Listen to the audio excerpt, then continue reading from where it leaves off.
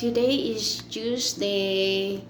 Wala pa din akong duty, so nagga-gardening lang muna ako. Nagtatanim-tanim ako ng mga gulay, guys.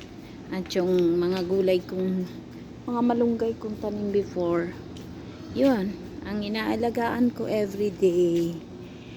Ayan guys, so yung malunggay namin last year pa yan siya. Ngayon marami na siyang dahon. Akala ko mamamatay siya kasi nung nag-summer sobrang natuyo sila. Kinalbo ko para magkadahon ulit. Ayun, nagdahon naman siya ulit. Mabuti naman. At dyan, yung mga bagong tanim ni ate na mga kamote tops. Shhh! May sibuyas.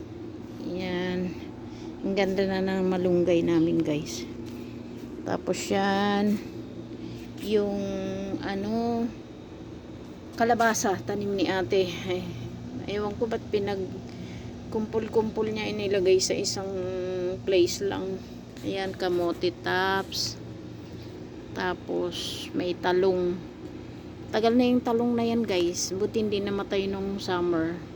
Tapos nagbulaklak siya, hindi naman namumunga. Ewan. Tapos yung tanim ko na bagong malunggay, guys, ayan o, tumubo yung isa. Tatlo yan, pero yung isa lang tumubo. Then ayan, malunggay din yan.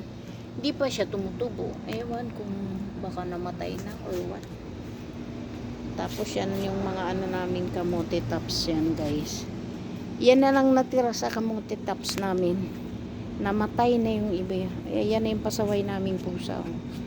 Hindi namin na yan alaga. Dito lang yan pinanganak ng nanay sa paligid ng bahay namin. Tapos yung nanay lumayas na nung malaki na yung anak niya. Tapos yan, hindi siya kasi makaakyat sa gano'n sa bakod ng tastas.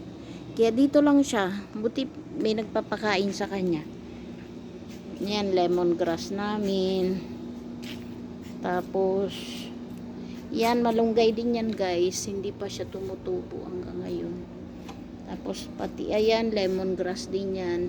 Nilagyan ko ng tusok-tusok kasi hinihigaan ng pusa. Ayan din, malunggay din. Hindi pa siya tumutubo hanggang ngayon.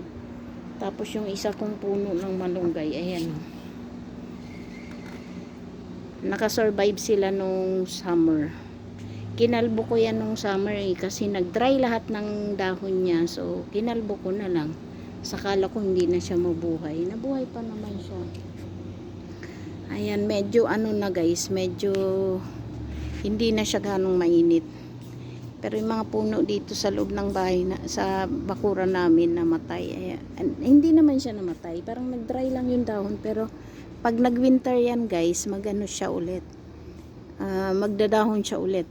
Tapos yung sa labas ng gate namin, malalaki ang puno dyan eh. Ayan oh. Buhay na buhay siya.